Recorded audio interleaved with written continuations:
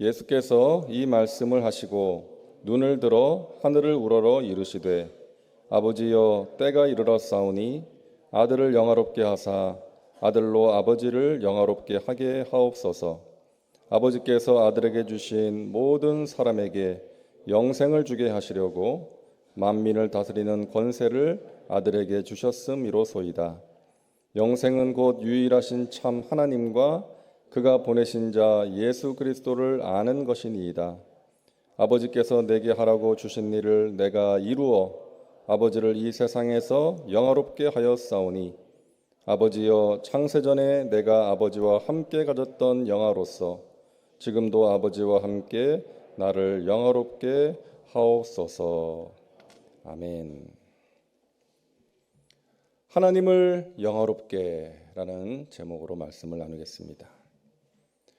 자, 요한복음 17장은 예수님께서 십자가의 길을 가시기 전에, 십자가에 달리시기 전에 드리신 기도입니다.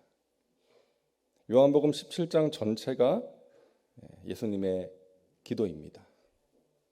성경에 나와 있는 예수님의 기도 가운데 가장 긴 기도예요.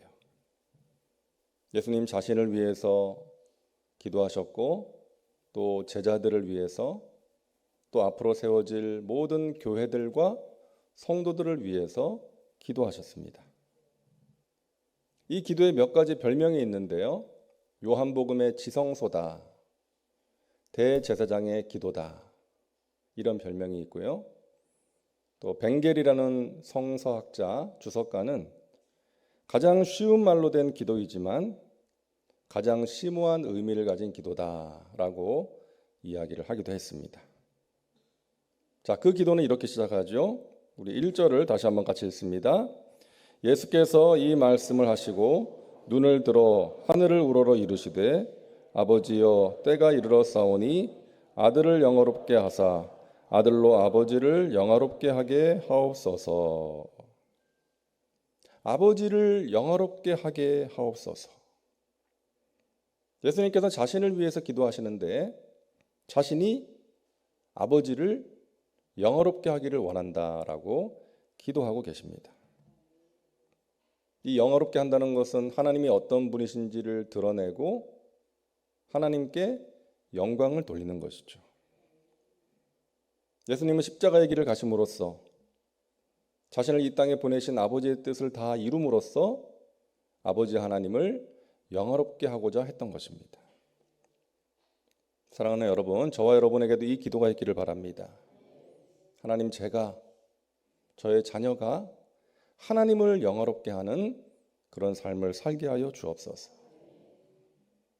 그런 삶이 가장 의미가 있고 복된 삶이기 때문이죠. 자, 하나님을 영화롭게 하는 사람 생각을 하다가 미식 축구 선수였던 팀 티보우라는 사람이 생각이 났어요. 2012년 미국 타임지가 선정한 세계에서 가장 영향력 있는 백인 가운데 한 사람인데 탁월한 실력을 가진 미식 축구 선수입니다. 대학 시절에 이제 이 사람이 사진 보여주세요. 저 아이패치라 그러죠. 그 빛 때문에 눈이 부신 것을 방지하기 위해서 이제 운동 선수들이 눈 밑에 붙이는 거잖아요. 저 아이패치에다가 요한복음 3장 16절이라고 써가지고 매 경기마다 나갔어요. 요한복음 3장 16절. 왜 그렇게 한 거예요? 열심히 자신이 경기를 뛰어서 또 그 모습을 통해서 하나님을 영화롭게 하고 사람들에게 복음을 전하고 싶어서, 구원의 길을 알리고 싶어서 저렇게 한 것이죠. 그러다가 이제 프로에 진출을 했는데 프로에서는 그렇게 할 수가 없는 거예요. 어떤 정치적인 메시지나 종교적인 메시지를 전할 수 없는 규정이 있어서 이제 저렇게 할 수가 없어서 그때부터는 이 선수가 터치다운을 성공시키면 저렇게 한쪽 무릎을 꿇고 하나님께 감사 기도를 드립니다. 근데 탁월한 실력을 가진 선수, 인기가 많은 선수가 저런 행동을 하니까 유행이 되는 거예요. 운동 선수들도 따라하고 또 일반인도 따라하게 되었습니다. 이 선수가 속한 팀이 그 프로 미식 축구 결승전에 진출을 했어요. 슈퍼볼이라 그러죠. 엄청나게 인기가 있습니다. 미국은 일반 축구보다 이 미식 축구가 더 인기가 있잖아요. 또 전 세계에 그 결승전이 중계가 되고, 제가 좀 검색을 해보니까 그 슈퍼볼 입장권이요 1,000만 원이 넘는데요, 평균. 그리고 전 세계에서 엄청나게 많은 사람들이 이 슈퍼볼을 시청을 하는데, 그 결승전에서 이 팀 튜버가 속한 팀이 이겼어요. 근데 이 선수가 팀을 승리로 이끄는 터치다운을 성공시킵니다. 한참을 달려가서 이제 성공을 시켜서 이제 팀을 승리로 이끌었는데, 그때도 역시 저렇게 무릎을 꿇고 하나님께 기도를 드렸어요. 하나님께 영광을 돌린 거예요. 그러니까 이 사람의 이런 행동을 통해서, 이런 모습을 통해서 많은 사람들이 하나님을 생각하게 되었고, 하나님의 존재를 확신하게 되었다는 것입니다. 이 사람이 선수 생활을 은퇴하고 나서 여러 강연 자리에 섰는데, 그 자리에서 외치는 핵심 메시지가 이거예요. 여러분, 성공을 추구하기보다 의미 있는 삶을 추구하십시오. 그 의미 있는 삶이란 하나님께서 우리에게 하라고 하신 일입니다. 하나님을 사랑하고 이웃을 사랑하는 것입니다. 많은 사람들에게 선한 영향을 끼치고 있는 사람이에요. 우리가 잘 알고 있는 말씀이죠. 고린도전서 10장 31절에 너희가 먹든지 마시든지 무엇을 하든지 다 하나님의 영광을 위하여 하라. 우리의 삶의 목적을 분명히 말씀해주고 있습니다. 먹든지 마시든지 무엇을 하든지 하나님의 영광을 위하여 하라. 우리가 그렇게 자녀 교육에 열을 올리는 이유가 무엇입니까? 우리가 그렇게 건강에 관심을 가지는 이유가 뭐예요? 그렇게 힘들게 돈을 버는 이유가 무엇입니까? 그렇게 직장에서 승진하기를 원하는 이유가 뭐예요? 거기에 하나님을 영화롭게 하고자 하는 목적이 담겨져 있어야 한다는 것입니다. 하나님께 영광이라는 그 목적이 그 안에 있어야 된다는 거예요. 저와 여러분을 통해서 하나님께서 영광을 받으시는, 하나님을 영화롭게 하는 그 선한 일들이 있기를 주님의 이름으로 축복합니다. 자, 그런데 우리는 평범한 사람이고 연약한 사람이잖아요. 나를 통해서 어떻게 하나님을 영화롭게 할 수 있을까? 내가 어떻게 하나님께 영광을 돌릴 수 있을까? 라는 생각이 들 때가 있죠. 근데 여러분, 못생긴 나무가 산을 지킨다, 이런 말이 있어요. 이 세상은 평범한 사람들이 대부분이지만 하나님께서는 하나님의 일을 이루실 때 평범한 사람을 통해서, 평범한 사람을 사용하셔서 하나님의 비범한 일을 이루시는 줄로 믿습니다. 저는 평범한 목사죠.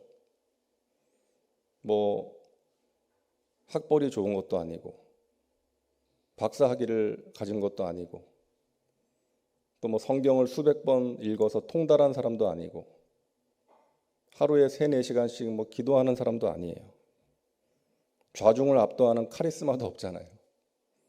평범한 목사예요. 그래서 제가 할 수 있는 건 뭐예요? 하나님, 저를 써주세요. 하나님께 매달리는 거죠. 하나님의 영광을 위해서 저를 사용해 주세요. 부족한 종을 통해서 하나님 영광 받아 주세요. 이 중심으로 하나님께 기도하고 내가 할 수 있는 최선을 다하는 거예요. 근데 감사하게도 목사님, 제가 정말 너무 힘들어서 죽고 싶었는데 목사님이 전해주신 말씀을 통해서 제가 살아야 할 이유를 발견했어요. 힘을 얻게 됐어요. 목사님, 제가 어떤 문제를 놓고 간절히 기도하고 있었는데 오늘 목사님이 전해주신 말씀을 통해서 응답을 받았어요. 부족한 종을 하나님께서 사용하셔서 하나님께서 사랑하시는 백성들을 일으키시고 영광을 받으시는 거죠. 여러분도 마찬가지입니다. 여러분의 삶의 자리에서 또 봉사의 처소에서 하나님을 영화롭게 하는 삶을 살고자 하는 소원만 있으면 하나님께서 평범한 저와 여러분을 사용하셔서 하나님의 비범한 일을 이루실 줄로 믿습니다. 그 마음의 소원이 우리 가운데 있어야 되겠습니다. 하나님, 제가 연약하고 부족하지만 저를 사용하셔서 하나님의 영광을 받으시옵소서.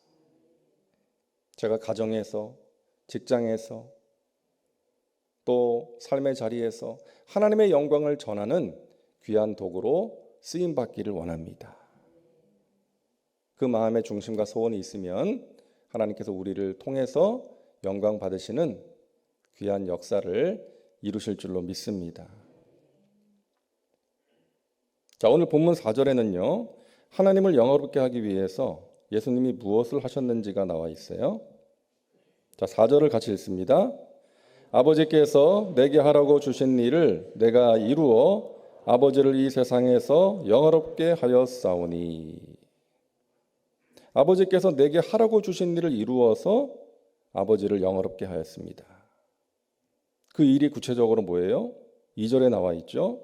같이 읽습니다.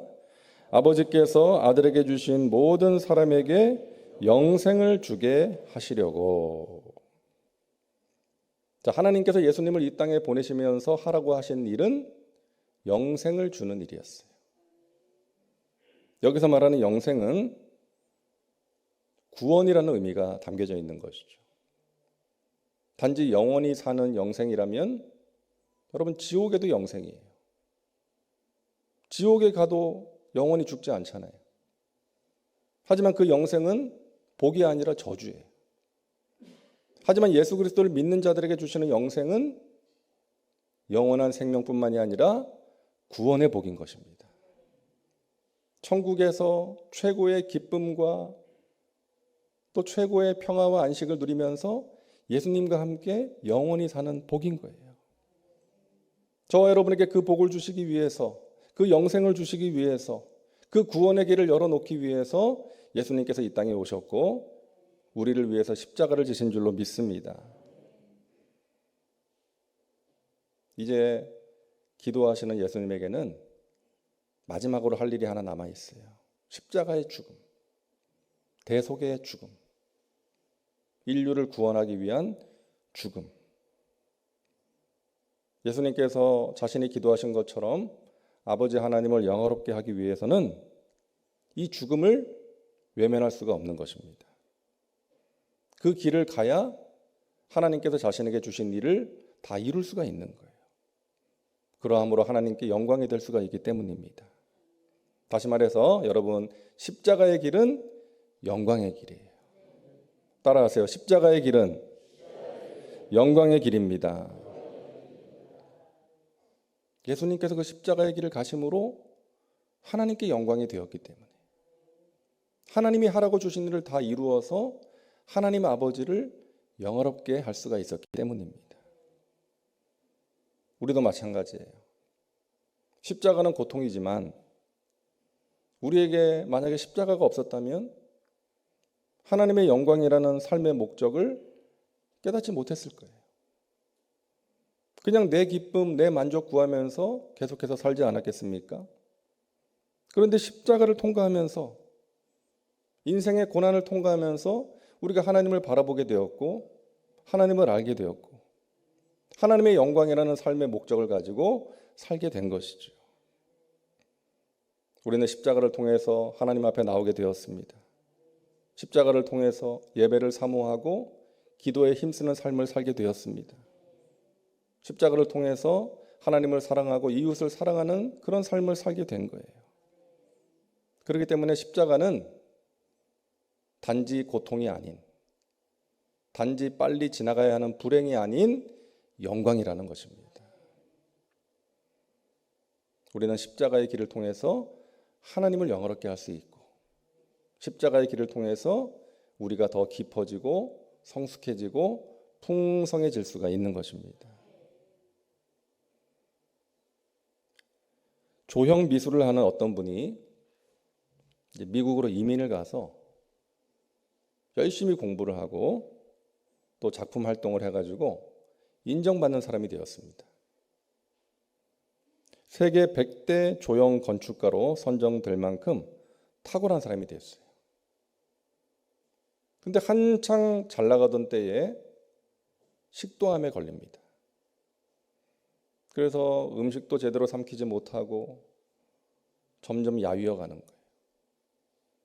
코에 낀 호스를 통해서 간신히 음식물을 넘기면서 지내게 되었습니다. 하지만 어떤 치료를 받긴 했지만 더 이상 차도가 없었어요. 그래서 의사들도 포기하는 상태가 되었습니다.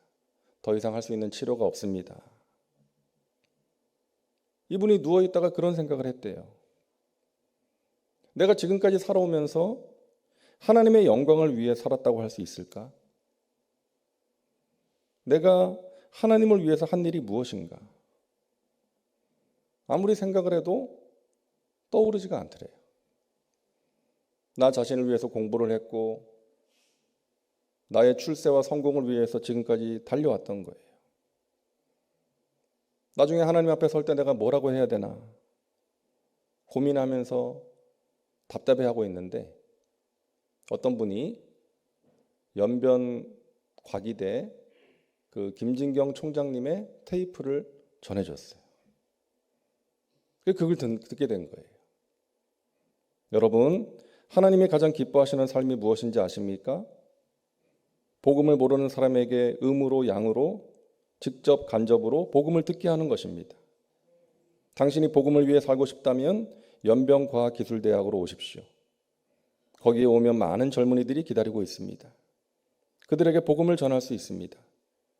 그들의 미래를 통해 하나님이 영광을 받으실 수 있도록 당신은 한 알의 밀알이 될 수 있습니다. 이 이야기를 듣게 된 거예요. 근데 가슴이 너무나 아팠대요. 자기가 그렇게 할 수 없으니까. 하나님, 제가 진작에 알았다면 좋았을 텐데요. 지금은 제가 이 몸으로 아무것도 할 수가 없습니다. 저를 불쌍히 여겨주세요. 뜨거운 눈물이 나왔다는 거예요. 그렇게 한참을 기도하고 있는데 이상한 일이 생겼어요. 갑자기 차갑던 손에 온기가 생기고 밥이 먹고 싶더래요. 그 이야기를 해가지고 이제 호수를 빼고 죽을 먹는데 이게 잘 넘어가더라는 거예요. 그렇게 기운을 차리게 됐어요. 며칠 후에 의사가 보고 깜짝 놀랄 정도로 회복이 되었던 거예요. 그렇게 한 달이 지났습니다. 이제 거동이 가능해져서 부인과 함께 곧바로 연변으로 달려갔어요. 짐을 싸가지고. 이제 하나님의 영광을 위해서 나의 남은 생을 바치리라. 하나님이 덤으로 주신 이 삶, 하나님의 영광을 위해 살겠다. 이것을 위해서 나를 살려주신 것이다. 여러분, 연변과기대 권길준 교수님의 이야기입니다. 거기 가서 지내면서 열악한 환경 속에서 여러 가지 힘들었지만 자신의 진정한 삶의 의미를 발견하고 너무나 감사한 삶을 살고 있다는 그런 간증이었어요. 사랑하는 여러분, 저와 여러분에게 오늘 예수님의 기도가 있기를 바랍니다. 아버지, 제가 아버지 하나님을 영화롭게 하게 하여 주옵소서. 여러분, 이 소원을 가지고 자녀를 키우시기 바랍니다. 이 소원을 가지고 여러분의 시간과 물질을 사용하시기 바랍니다. 이 소원을 가지고 주님의 몸된 교회를 열심히 섬기시기를 바랍니다. 하나님이 여러분을 도와주실 것이고요. 여러분을 통해서 영광을 받으시고 천하보다 귀한 한 영혼을 구원하는 그 일을, 또 주님의 몸된 교회를 든든하게 세우는 그 일을 위해서 저와 여러분을 귀하게 사용하실 줄로 믿습니다. 하나님, 저가 또 저의 가족들, 저의 자녀들이 하나님을 영화롭게 하게 하여 주옵소서. 우리 교회가 하나님을 영화롭게 하는 교회가 되게 하여 주시옵소서. 저와 여러분의 간절한 기도가 되어야 될 줄로 믿습니다. 기도합니다. 좋으신 하나님, 고난주간 첫째 날에 예수님께서 드리신 기도를 통해서 우리 자신의 모습을 돌아보게 하시니 감사합니다. 우리가 연약하고 부족하지만 평범하지만 그런 우리를 통해서 하나님께서 영광 받으시는 비범한 일을 이루어 주시옵소서. 그것을 마음의 소원으로 가지고 기도할 수 있도록 인도하여 주시옵소서. 특별히 우리 사랑하는 자녀들을 위해서 기도합니다. 하나님을 인격적으로 만나고 삶의 진정한 목적을 발견할 수 있도록 도와주시옵소서. 성령 충만한 자녀들 되게 하여 주시고 평생 하나님과 동행하며 하나님의 나라와 영광을 위해서 귀하게 멋지게 쓰임받는 삶을 살게 하여 주시옵소서. 사랑하시는 하나님의 백성들 간절한 소원 가지고 이 한 주 동안 기도합니다. 하나님 하늘 문을 여시고 가장 좋은 것으로 응답하여 주시옵소서. 개인과 가정과 직장과 사업장에 하나님의 은혜의 역사가 풍성하게 하여 주옵시고 저희들을 통해서 하나님의 선하신 뜻이 우리의 가정 가운데 우리의 교회 가운데 온전히 이루어지게 하여 주시옵소서. 이 시간 우리가 기도할 때 성령님 우리를 붙들어 주시고 우리의 기도가 하나님 마음에 맞는 기도가 되게 하시고 하늘문을 여는 기도 되게 하여 주옵소서. 감사드리며 예수님의 이름으로 기도하옵나이다. 아멘.